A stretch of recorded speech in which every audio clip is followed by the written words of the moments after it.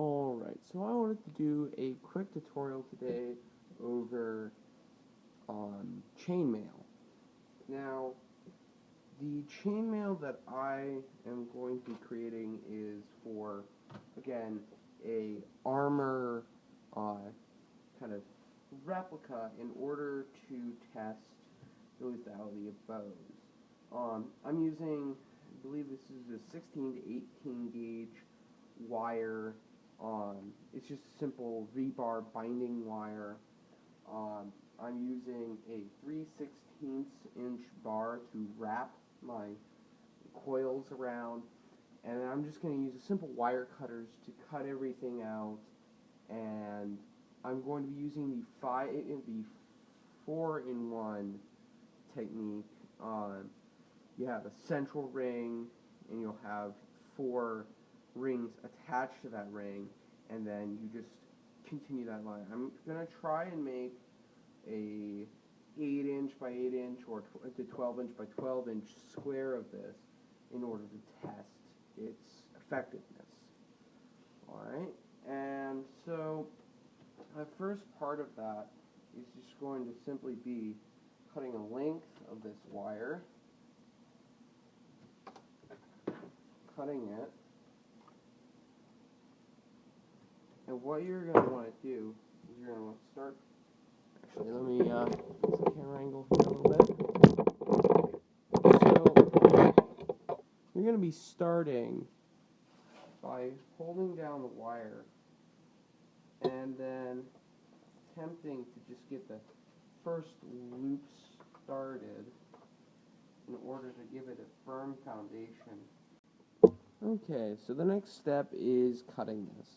Again, I'm wearing gloves right now because the coating on this metal isn't the greatest and it rubs off on your hands and it's pretty disgusting. Especially just to look at. I mean, like, after you've washed your hands a few times, you'll realize that it's almost basically just like a dye. But basically you're going to have this little coil here, and you're going to want to put safety goggles on because these parts can fly off very occasionally.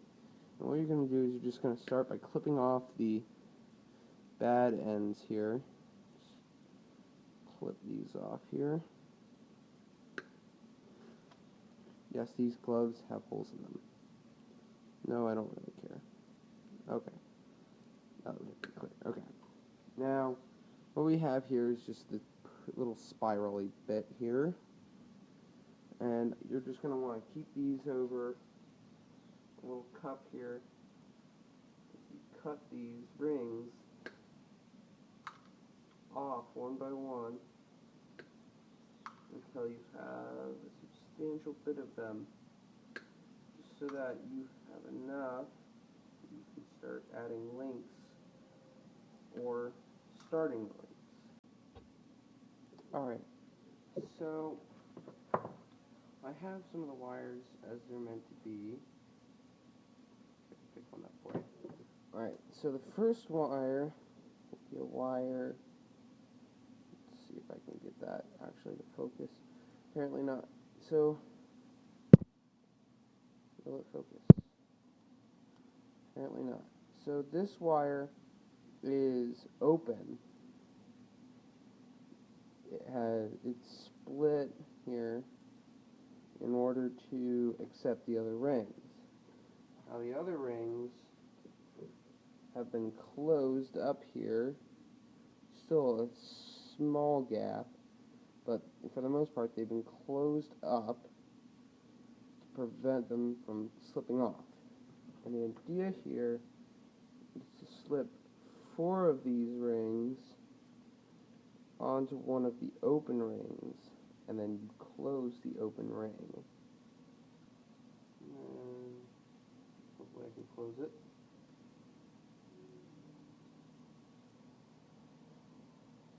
There. Now all of those are fit onto this single ring. We open this up. We have a single ring with 4 rings attached to it.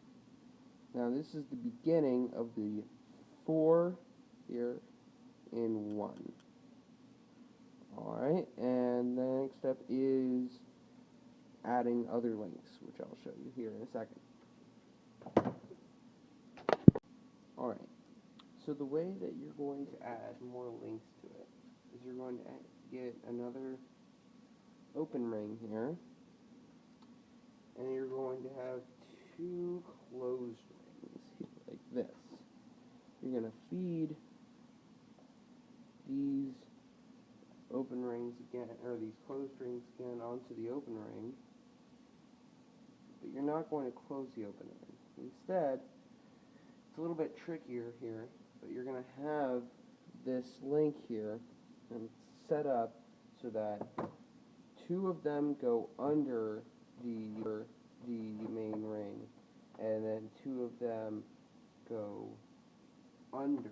Okay, so after fixing that quick mess up, I've basically concluded to just show you the overall kind of texture that we're working for.